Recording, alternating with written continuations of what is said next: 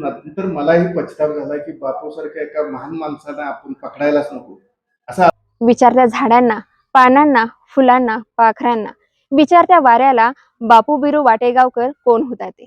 बापूसारखा माणूस होणे नाही. बापू गाडीतनं एकानं काचावर फायर केलं, एकानं त्या पोलिसावर असे बापू पोलीस नाचक्की झाली पोलीस खात्याची महाराष्ट्राने. मला विचार कोण मायका पुत्र आहे बापूला धरेल का आमच्या सांगितलं पारीन कुलूप तोडून फोन केला.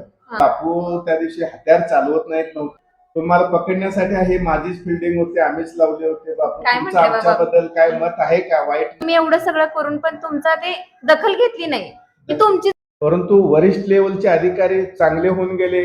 अशोक काकू आता काय बापूसारखी माणसं आता काय जन्मतात. 3.5 वर्षे शासनानं 2 रायफलधारी पोलीस माझ्या घरावर संरक्षणास ठेवले. तुला बापू कळला नाही, तुला काही कित्येकांना कळला नाही. विचारत्या झाडांना, पानांना, फुलांना, पाखरांना, विचारत्या वाऱ्याला बापू बिरू वाटेगावकर कोण होता ते. नमस्कार मित्रांनो, सध्या मी आहे सांगली जिल्ह्यातील जत तालुक्यातील भसपेट या गावामध्ये. बापू बिरू वाटेगावकरांनी 25 वर्ष पोलिसांना गुंगारा दिला आणि खऱ्या अर्थानं पोलीस डिपार्टमेंट पुढे एक आव्हान होतं त्यांना पकडण्याचं, आणि तेच आव्हान स्वीकारलं एक कर्तव्यदक्ष जिगरबाज पोलीस अधिकारी दिलावर पटेल यांनी. त्यांनी बापू बिरू वाटेगावकर यांना उमदी येथे जेरबंद केलं. खऱ्या अर्थानं ही घटना आपण या व्हिडिओच्या माध्यमातून त्यांच्याच तोंडून ऐकणार आहोत. चला तर मग जाणून घेऊया ही घटना आणि बरंचसं काही या व्हिडिओच्या माध्यमातून. नमस्कार सर. नमस्कार. तुमचं तर सुरुवातीला तर सर सांगा की तुमचं म्हणजे सुरुवात कशी झाली. तुमचं हे भसपेट हे गाव, तुमचं बालपण पण सांगा आणि तुम्ही पोलीस क्षेत्रामध्ये कसं आला त्याबद्दल पण सांगा. माझे वडील वसपेट गावचे पोलीस पाटील होते. माझ्या वडिलांनी त्या काळामध्ये फार चांगलं काम केलं. त्यांच्याकडे ॲडिशनल 10-12 गावचे पोलीस पाटील पण होते. वडिलांनी पोलीस खात्याला घरफोड्या, दरोडे, चोऱ्या, मर्डर डिटेक्शन करण्यात फार मोलाची मदत केली. त्या काळात व्यंकटाचलमपासून साधारण भगवंतराव मोरेपर्यंत आमच्या वडिलांना जे एस पी होते सांगलीचे, त्या प्रत्येक एस पी साहेबांचं एक रिवॉर्ड होतं. सी नोट सर्टिफिकेट देऊन त्यांचा सत्कार केला. मग आमचे वडील पोलीस पाटील असल्यामुळे आमच्या घरात सारखा पोलिसांचा अधिकाऱ्याचा संपर्क असायचा. DYSP, SP. मी त्यावेळेला लहान होतो, शाळेत जात होतो.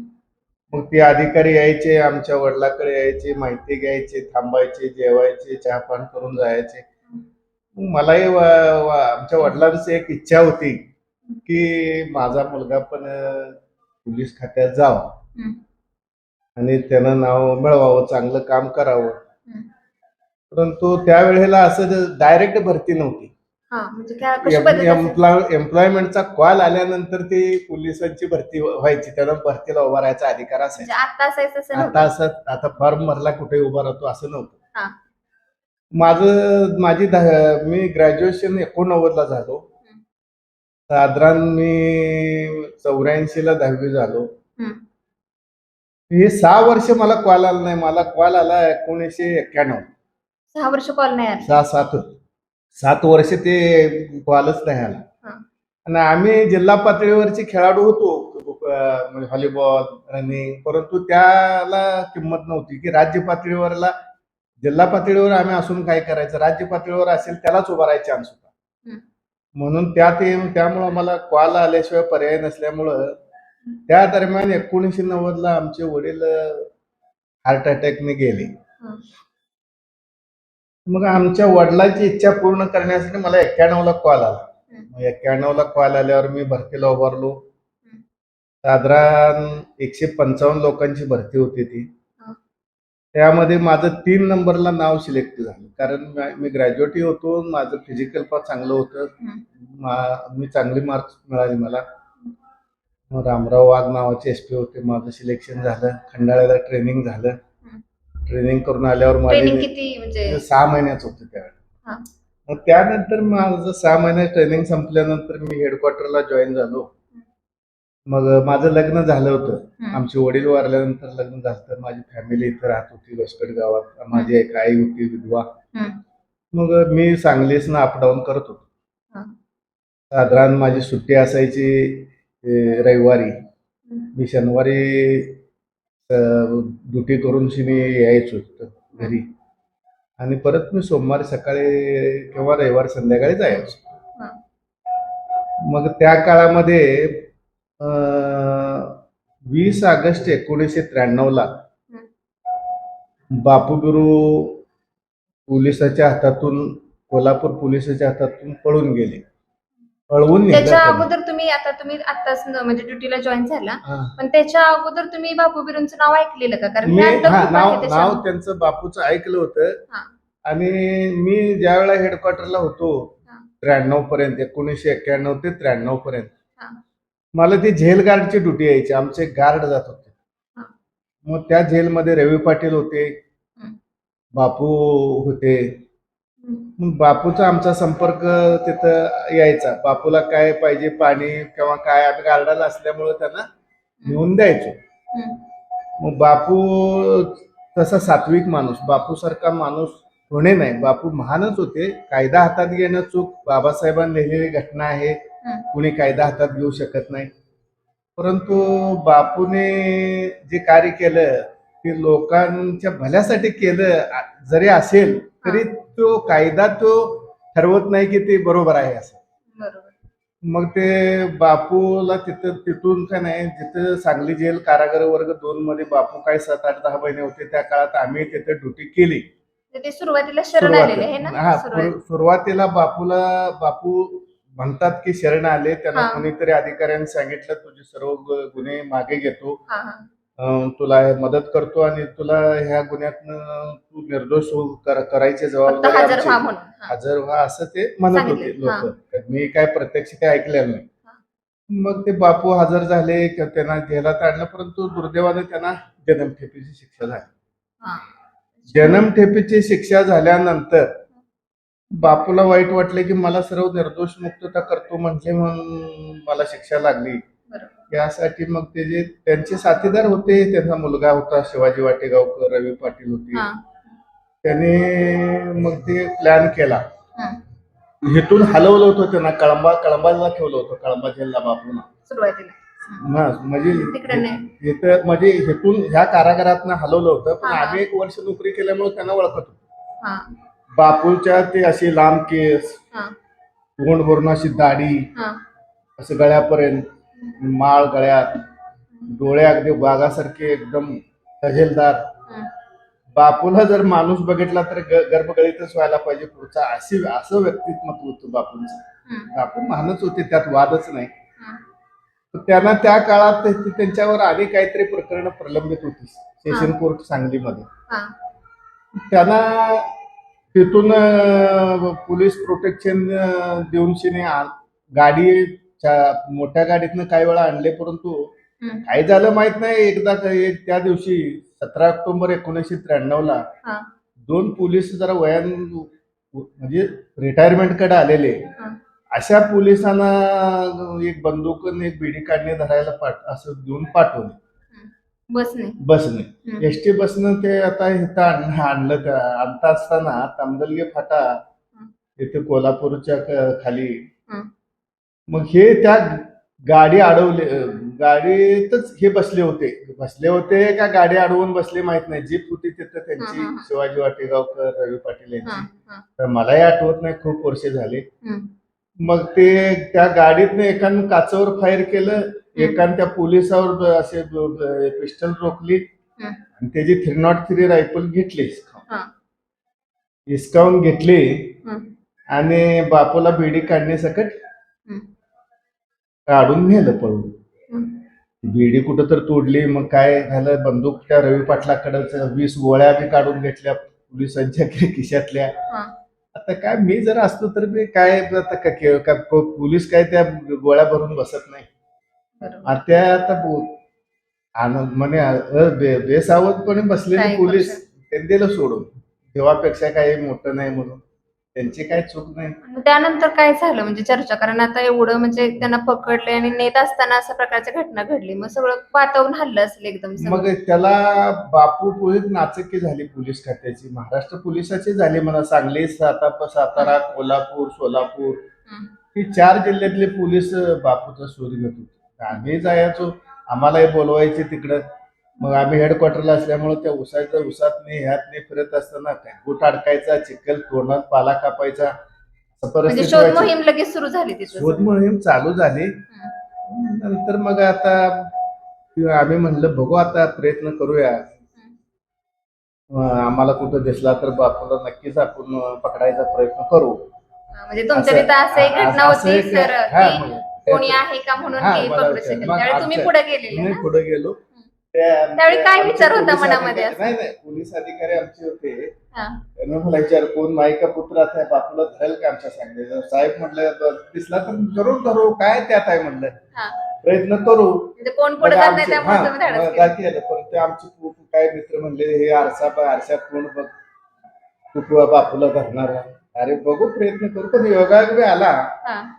ते मी सुट्टीवर यायला ते बापू MWE 1100 नंबरची ती ट्रक होती, मला आजही आठवते. तिच्यावर तुराई नावाचे ड्रायव्हर होते बापूच्या समाजाचे. हा. ते तिघे व्यक्ती इथं उतरल्या तो आमच्या घरापाशीच. घराच्या समोर जुन्या. हा. मग ते माने म्हणून एक तानाजी माने म्हणून एक पोलीस होता. तो माडेगाव ओपीला आउटपोस्टला होता. तो बी इथं आता काहीतरी कामाने. मग ते उतरल्या माझं नजर गेले तर ते लाल टावेल बापूंनी गळ्यात घातलेला. दाढी तर नव्हती, दाढी इतकी अशी लांब होती दाढी त्यांची ते, आणि केस अशी जटा हे सर्व काढलं होतं त्याने. डोकं अगदी टक्कल केलं आणि ही दाढी केली. मी तासभर म्हणजे किती एक 2 मिनिटाच ते आले होते हो. 2 मिनिटातच 2 ते 5 मिनिटाच्या आतच मी म्हणलं तानाजीला म्हणलं हियो आहे म्हणलं, ही बापू आहे म्हणलं, त्याला जिल्हा उडवतो 4 जिल्ह्याचे पोलीस उडवते तर सहजच आपल्याला दिसले तर काय प्रयत्न करायला हरकत नाही म्हणून. त्यावेळी तुम्ही सुट्टीवर होता. मी सुट्टीवर होतो. मग त्यानं मग 2 मिनिटातच ठरलं आमचं. वेळ नाही तोपर्यंत सोलापूर गाडी आली त्यात चढली ती. 2 मिनिटात मानेला म्हटलं मी पोस्टातनं फोन करतो, पोस्टमन काही येईना, त्याला निरोप पाठवून तू आला नाही, आज रविवार आहे उडत नाही, तर मी पारीन कुलूप तोडून फोन केला. तुम्ही ह्याच्याबरोबर गाडीत चढा चला म्हणून, तुम्ही पुढे चला. आणि मग ते रवी पाटील मला ओळखत असल्यामुळे काय झालं मध्येच उतरून पळाला.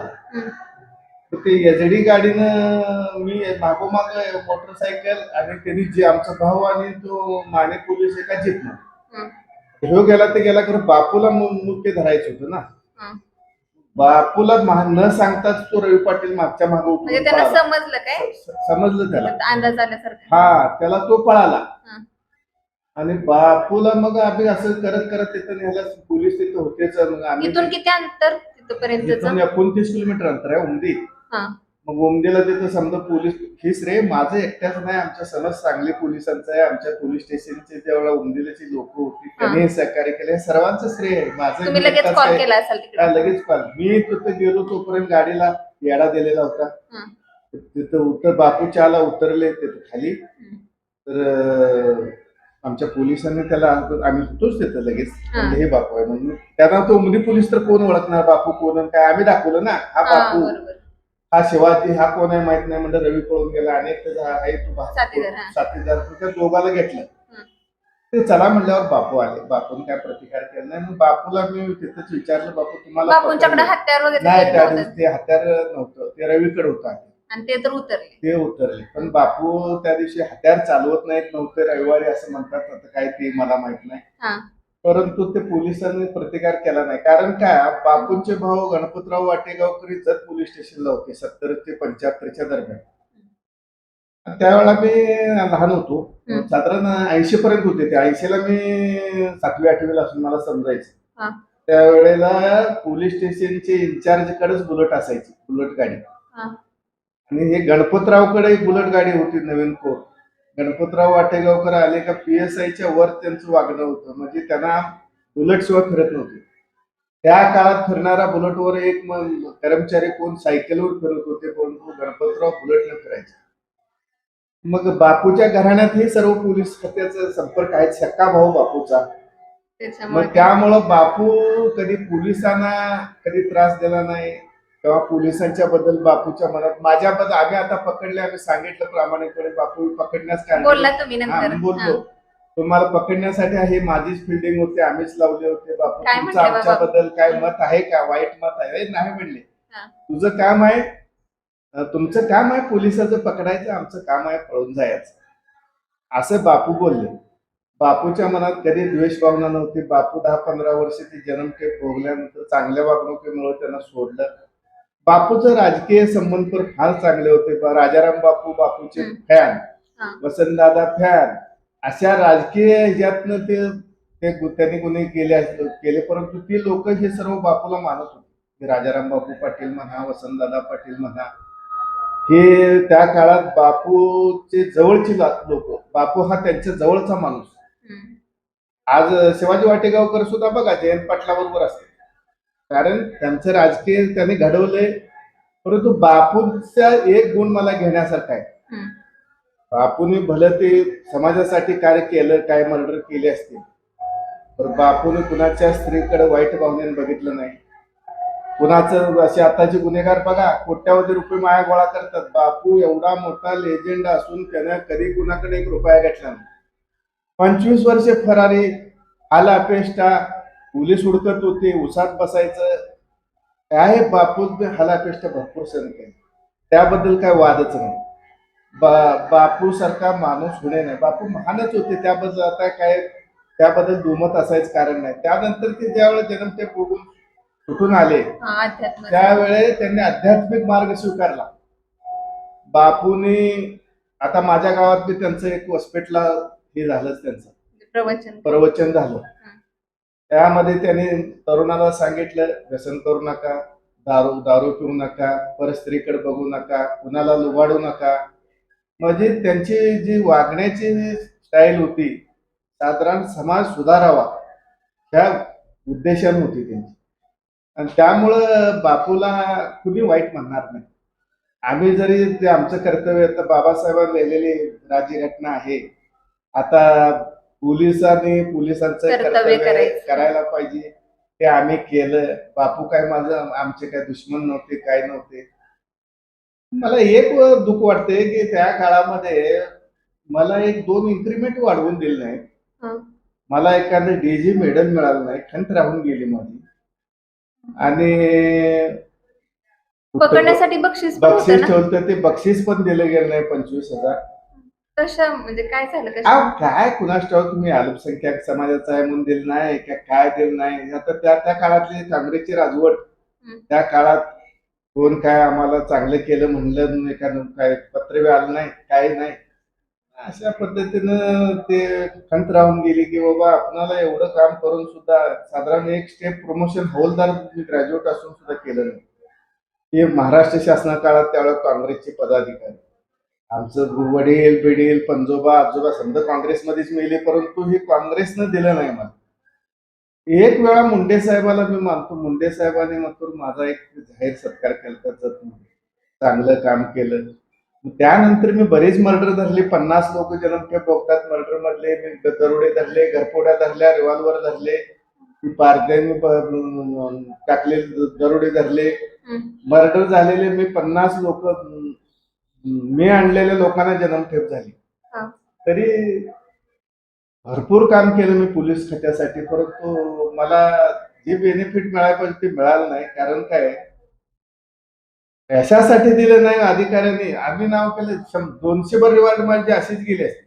माझ्या नावावर रिवॉर्डच नाही. तुरक कासिमी हत्याकांड एवढं मोठं झालं, 5 जाळून मारली, त्यात मी त्या आरोपी, त्यात सर्व मी आणले, त्यातले 25 आरोपी मी आणले, त्यातले 50 आरोपी होते. आणि ती अनुकरण नंबर 1 ते 25 मी आणलेल्या लोकांना जन्मठेप झाली. मग इतर सटरपटर नाव होती ती निर्दोष होती.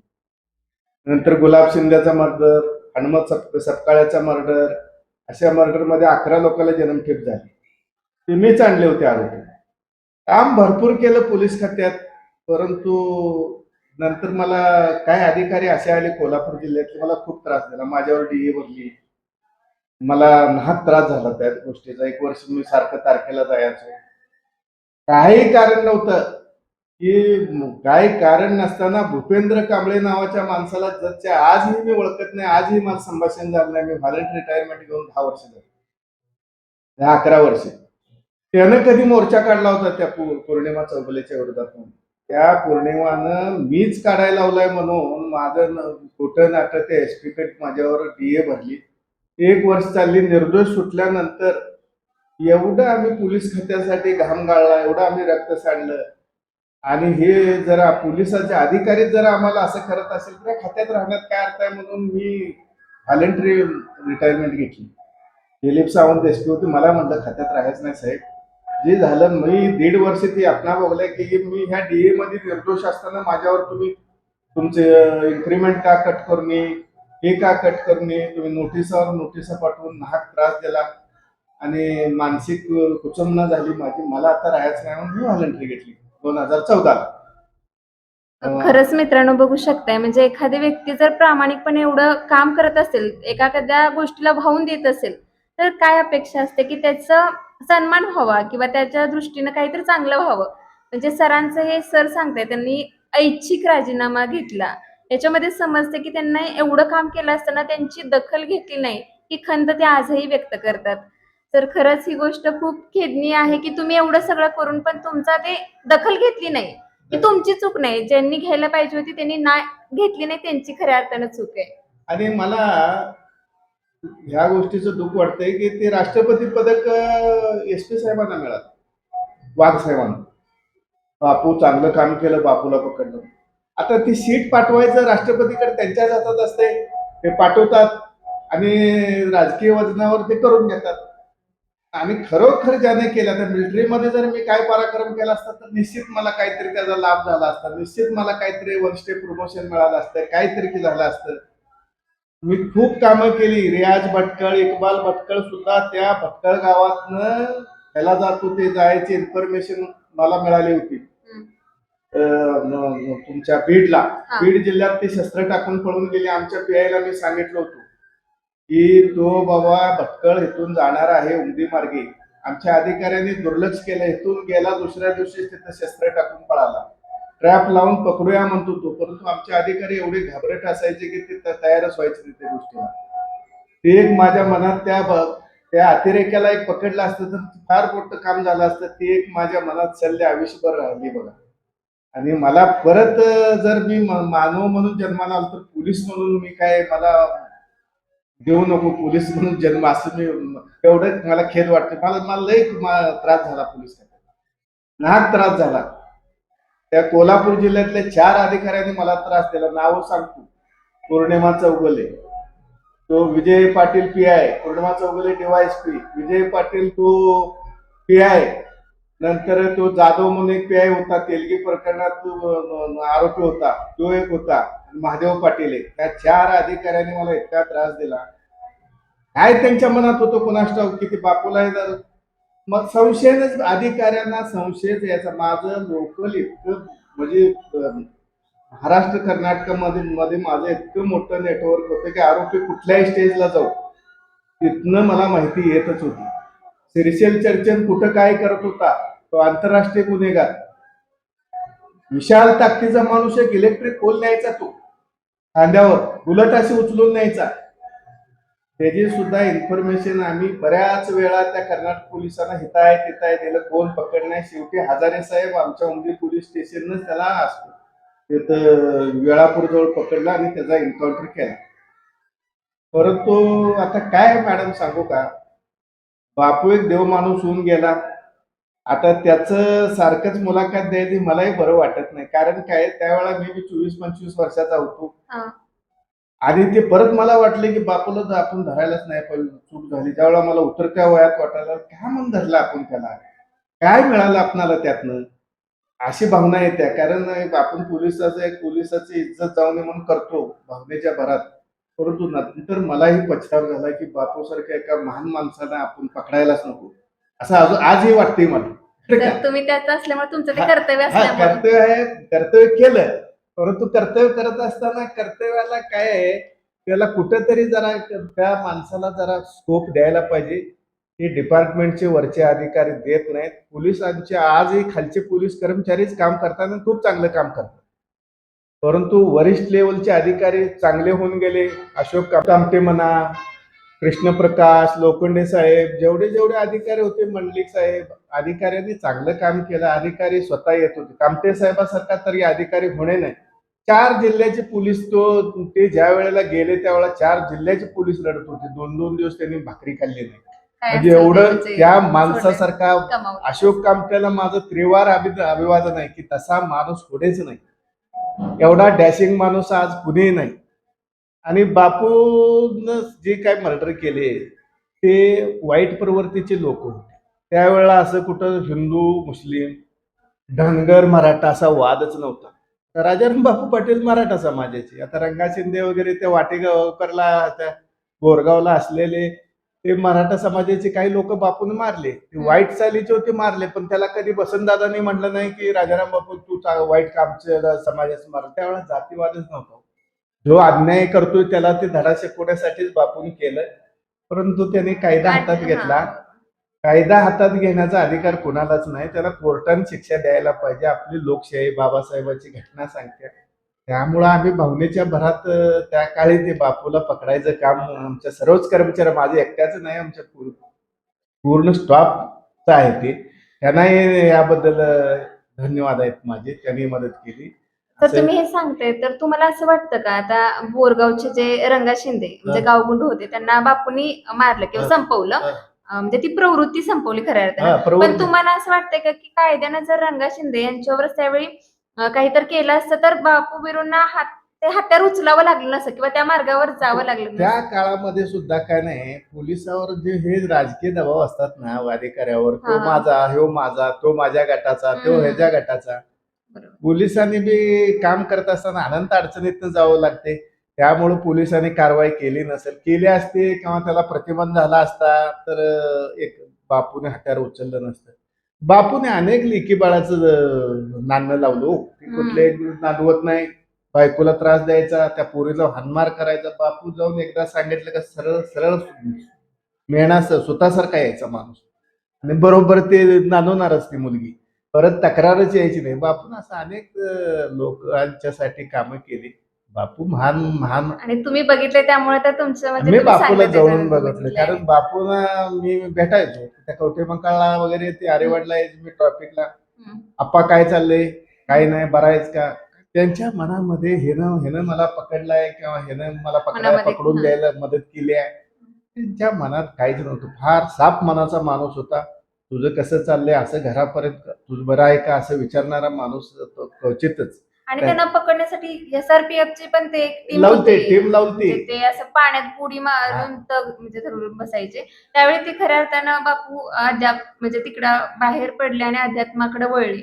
मग त्यावेळी मग एवढी टीम हे असताना पण 25 वर्ष पकडू नाही शकले, याबद्दल काय सांगाल?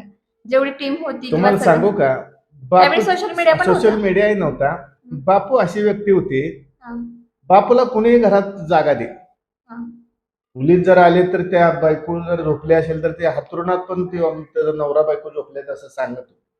परंतु बापू मनान इतका साफ माणूस होता. परस्त्री माते समान. कधी त्याने व्यसन केलं नाही, कधी दारू पिली नाही. आणि तुम्हाला सांगतो, कायम तो आहार चांगला खाणार बापू. बदाम, काजू, दूध, पिस्ता आणि असं शरीर पण शरीर. बापूने एक बुक्की मारलं तर आमच्यासारखं तडफडून मरायचं अशी ताकद होती हो बापूना. बापू त्यावेळेला 50-52 वर्षाच्या वयाचं असलं तर अशी मान ओळख नव्हती.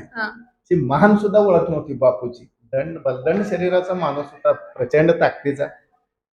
परंतु आता काय, ते बापू आता गेले. त्यांच्या स्मृतीस परत एकदा मी अभिवादन करतो, कारण ते महानच व्यक्ती होती. आणि त्यांना ज्यावेळी म्हणजे पुन्हा तुम्ही ज्यावेळी उमदीमध्ये त्यांना जेरबंद केलं, ते जेलमध्ये होते, त्यावेळी अरुण गवळी सारखे सुद्धा म्हणजे डॉन ते सुद्धा त्यांना भेटले आणि बोलले, त्याबद्दल म्हणजे नाही, अरुण गवळी सुद्धा येऊन, ते आशा गवळी, अरुण गवळी सुद्धा येऊन बापूला बरेच लोक गँगवॉर मधली भेटायची. बापू स्वतःसाठी बापून काय केलं नाही. गँगवॉर मध्ये आता जे काय करतात, गँगवॉर मध्ये 10 गुंड पोसायचे. बापूकडे येणाऱ्या माणसाला काय मिळणार नाही. काम करायचं असेल तर समाजासाठी करा. आता जे गुंड पोचतात त्याला 10 लाख दे, ह्याला 20 लाख दे, हिनं 1 कोटी मिळू, त्यानं वाढवू, तर कॉन्ट्रॅक्ट घे, एकमेकाला मारामाऱ्या कर, असला प्रकार आहे. बापूच्या काळात असलं काही नव्हतं. बापू हा सरळ मनाचा माणूस. बापूला त्यावेळेला का पकडलं नाही, बापूला राजकीय आश्रय पण भरपूर होता.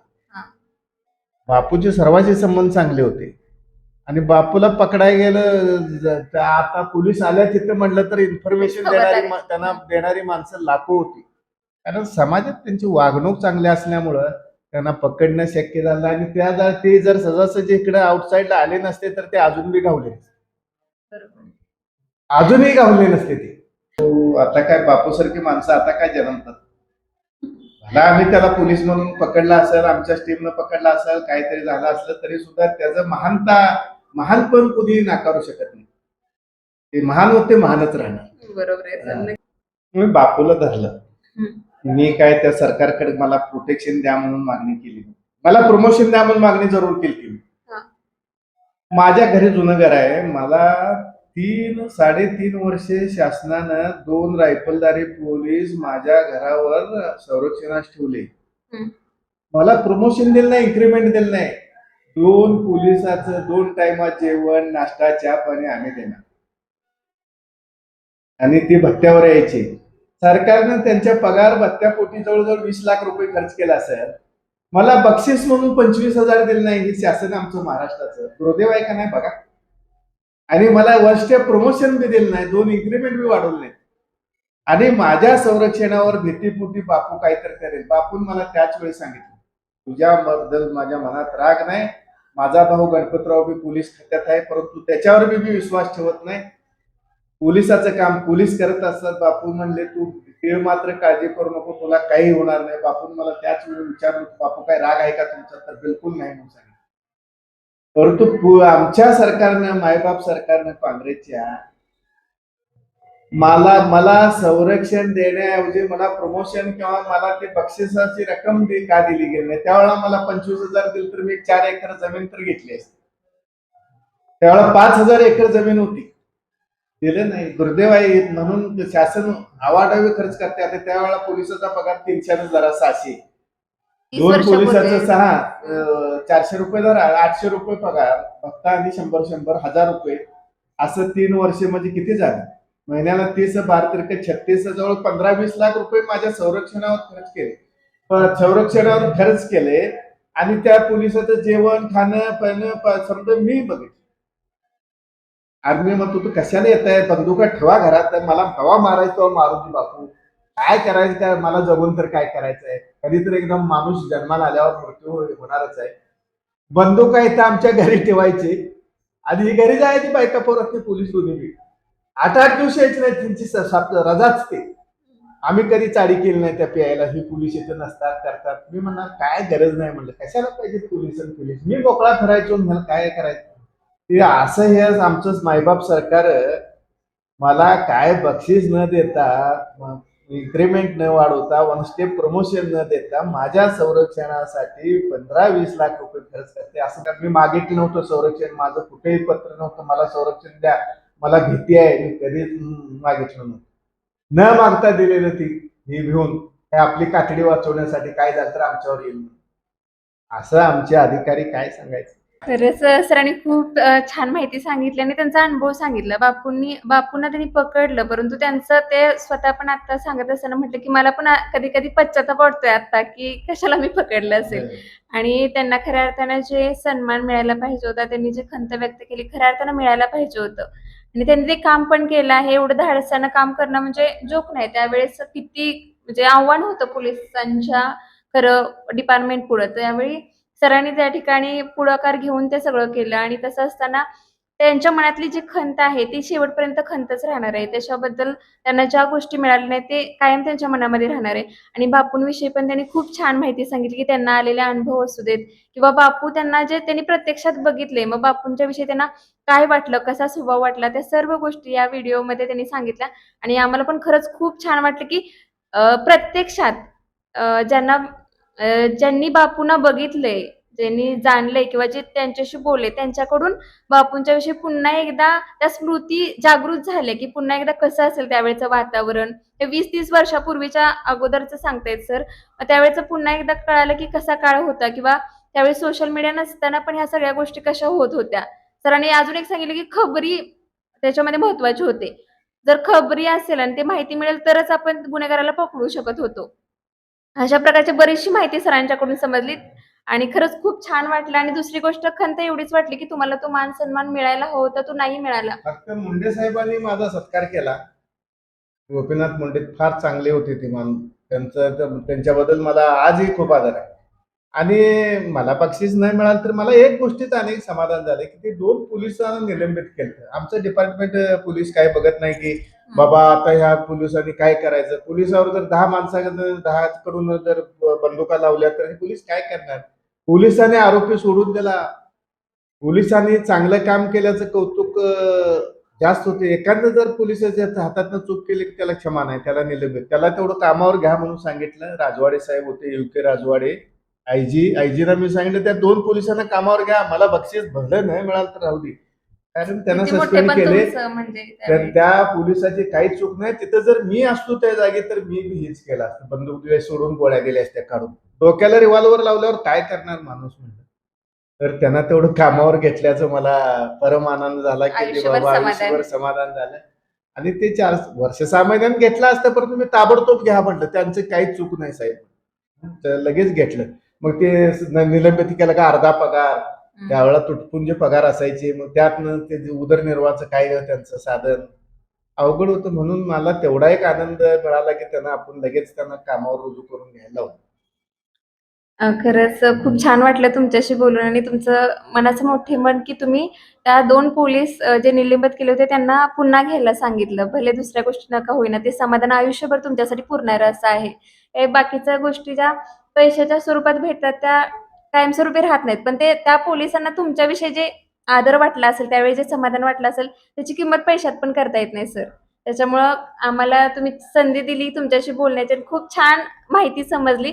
आणि हा व्हिडिओ जे बघतील त्यांना पण खूप छान ह्याच्यामधून ज्या गोष्टी माहित नव्हत्या त्या गोष्टी या व्हिडिओच्या माध्यमातून समजतील. त्यामुळे सर तुम्ही आम्हाला परमिशन दिली तुमच्याशी बोलण्याची आणि तुमच्याकडून खूप साऱ्या गोष्टी समजल्या. त्याबद्दल पुन्हा एकदा आमच्या चॅनलच्या वतीनं तुमचं मनापासून मी आभार मानते. धन्यवाद.